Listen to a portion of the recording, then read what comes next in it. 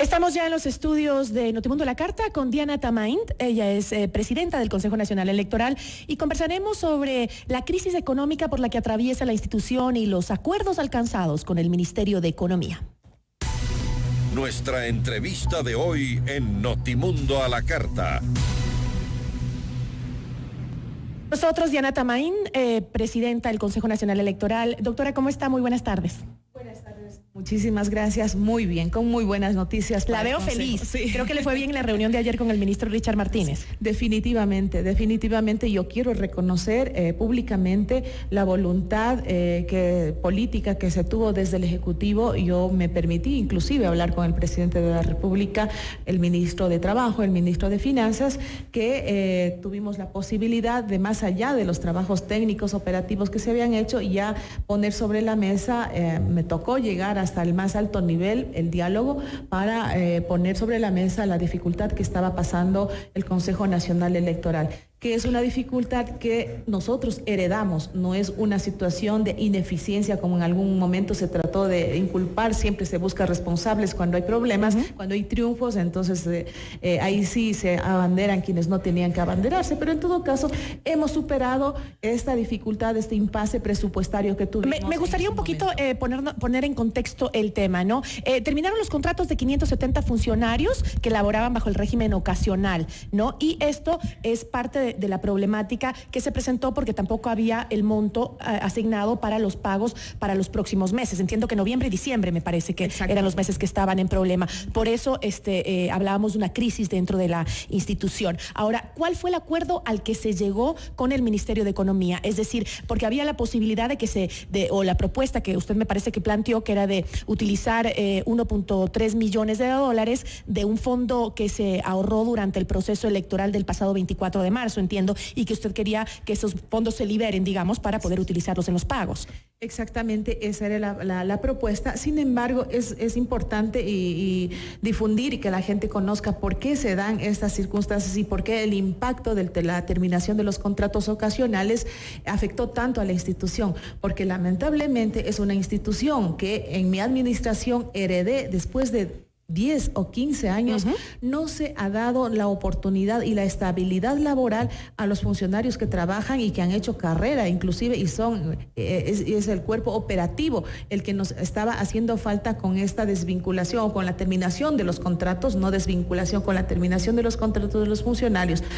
Tanto es así, es tan grave la situación del Consejo Nacional Electoral que más allá, inclusive incumpliendo la norma que determina que en todas las instituciones públicas el personal tiene que estar en una proporción de 70 a 80 con nombramiento, 70%, y la diferencia con contratos ocasionales. ¿Y cómo están? Al revés, totalmente al revés. El 63-65% del personal son de contratos ocasionales con gente que trabaja 14, 15 años sin haberle dado la estabilidad. Por eso es que en este ajuste presupuestario por la crisis, el impacto fue sorprendente para nosotros y nos dejó con brazos caídos sin operar durante esos días que teníamos que operar, pero afortunadamente estas herencias van a ser subsanadas. Hemos conversado con los dos ministros que le hice mención y estamos ya en un plan de reactivación. Primero, que los trabajadores que se han ganado ese derecho, hay varias opciones, no se desvinculan y no pierden la continuidad laboral. Segundo, sí se va a hacer. Es decir, los empleados se los va a recontratar. Sí, a los 570 y pico que fueron, digamos, no despedidos, sino finiquitados del contrato. Así es, se renovarán los contratos, en algunos es la continuidad de ellos, porque sí, no es que quedan las cosas como están. Siendo sensibles con la situación económica del país, hemos ajustado el presupuesto, vamos a tener que revisar las categorías el dimensionamiento de las áreas donde se trabaja, a potenciar aquellos y hacer una recategorización para ver dónde hay que optimizar. Es decir, no todos van a recuperar su puesto de trabajo, sino se va a hacer un análisis. Análisis en personas sí, pero en cuanto a sueldos y los espacios de labores, los coordinadores, especialistas van a ser revisados y lo que buscamos es tener el menos impacto posible. Porque es importante decir de que el Consejo Nacional Electoral necesita gente especializada, con experiencia, porque no es fácil encontrar gente que haga y ese a puertas trabajo. de una elección, ¿no? A puertas de una Porque elección. entiendo que en este momento como que no están trabajando al 100% justo por estas dificultades y tienen que elaborar unas elecciones que se vienen en el 2021. Ya estamos Tenemos trabajando. un año. Ya estamos trabajando. Pero a y tiempo, o sea, ¿están trabajando al 100%? ahorita sí, desde el día Ya. de ayer, Ok. e inclusive el día martes hubo funcionarios que dijeron, bueno, esto se tiene que dar una salida y nosotros aquí estamos respondiendo. ¿De a la los institución. despedidos siguen trabajando? Legalmente no podía haber sido, por eso se les notificó, porque no era necesario notificarles. Usted sabe, se termina el contrato y me voy. Pero ha habido la voluntad, quiero reconocer también, de funcionarios que dijeron, bueno, vamos a esperar a ver qué nos llega de respuesta. Mientras tanto, estamos aquí en la institución, al menos haciendo presencia, o algunos sí colaborando. Entonces, con esta noticia no se desvinculan. Sí se bajó totalmente las actividades, no podíamos decirles, pero hubo gente que se mantuvo ahí. Están ya reincorporados desde el día de ayer, cuando dimos la noticia de que continuarían en sus puestos de trabajo haciendo estos ajustes que tenemos que hacerlo necesariamente, pero con la voluntad de seguir colaborando. Estamos trabajando ya para las elecciones de 2021. Hemos preparado un presupuesto, una proyección de lo que podría costar las elecciones del 2021 y la gente está colaborando. Por eso también mi movilización a las provincias para mirar cada realidad, para ver, ya hicimos la evaluación de las elecciones anteriores y ahora... ¿Cuánto dinero se va a requerir justamente para la planificación de las elecciones? A ver, yo decía en otro medio de comunicación, voy a decir no solo del monto, pero hay que ubicarse también para entender cuál es. Nosotros en las elecciones pasadas nos costó 99 millones de dólares. Sin embargo, no se había presupuestado el pago a los medios por campaña electoral, que es un monto de 36 millones. Es decir, esos dos montos estaban separados, ahora es obligatorio, no se debía haber hecho de esa manera, sino dentro de un presupuesto, porque si no, ¿de dónde sacamos? Todo junto, dentro todo del junto. presupuesto. Entonces yo voy a desglosar para que se note la diferencia. Hay que tener presente que las próximas elecciones son presidenciales y de asambleístas, y al ser presidenciales tenemos la posibilidad de tener una segunda vuelta. Eso también hay que tener presente y hay que presupuestar aquello. Entonces, hemos nosotros proyectado, esto puede variar, es una proyección, porque el presupuesto ya será aprobado a más tardar en febrero. Estamos trabajando en aquello, pero tenemos una proyección.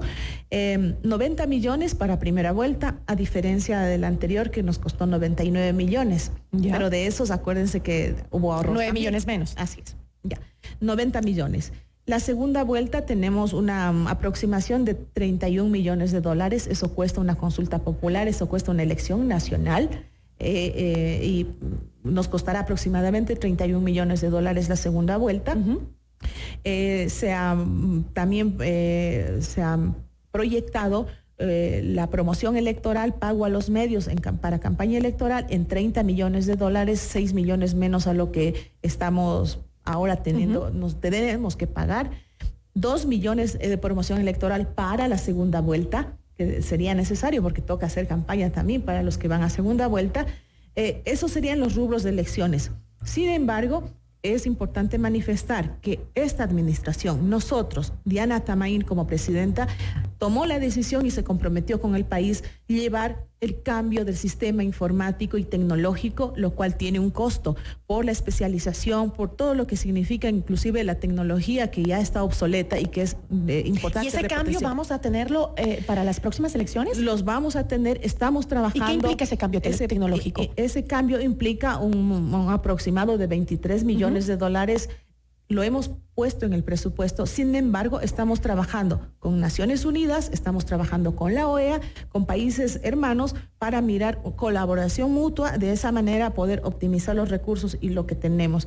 Ese sería el presupuesto aproximado para las próximas elecciones en consideración de aquellos temas. Nosotros, con estas decisiones, con esta planificación, garantizamos, y como lo hicimos la primera vez, pero con más seguridades en el sistema informático, llevar adelante un proceso transparente y el respeto a la voluntad popular. En eso no vamos a claudicar, pese a los ataques que tenemos, pese a las críticas que tengamos, nosotros no nos detendremos en darle ese resultado transparente al país. Ahora, hablando de este tema, el partido del 5 veces candidato a la presidencia de la República, Álvaro Noboa, presentó una impugnación a la resolución del Consejo Nacional Electoral que pues decidió eliminar llamar a su organización política Adelante Ecuador Adelante. Esto, según dijo alguno de los directivos de este partido, pues dijeron que la decisión tiene que ver con una persecución contra el líder Álvaro Noboa.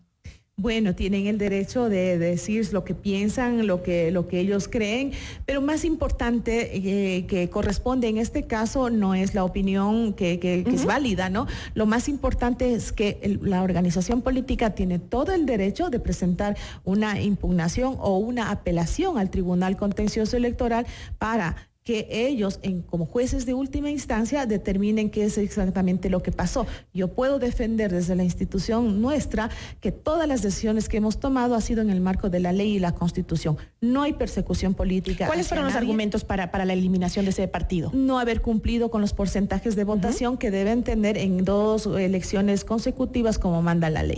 Y entiendo que el mismo argumento se utilizó para la eliminación de otras organizaciones políticas. Creo que eran más de 40 las que se eliminaron. Más de 40. Sí, son organizaciones políticas de carácter local, provinciales, cantonales, parroquiales, que en la ley está claramente definido cuáles son las condiciones y en qué condiciones pierden su personería jurídica. No se ha eliminado a movimientos políticos nacionales porque ahí se vacío y nosotros no tenemos la herramienta jurídica como para aplicar cuáles son las condiciones para eliminar a los movimientos políticos. Para partidos políticos, extrañamente sí hay.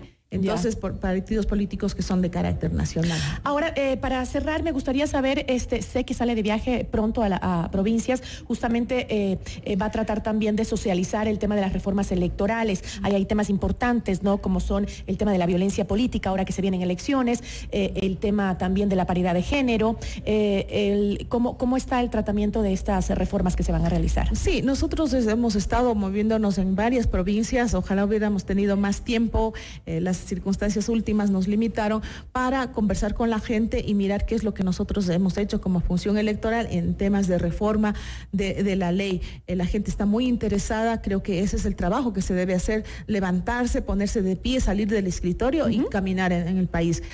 Esos 2 temas son fundamentales, ha tenido muy buena acogida.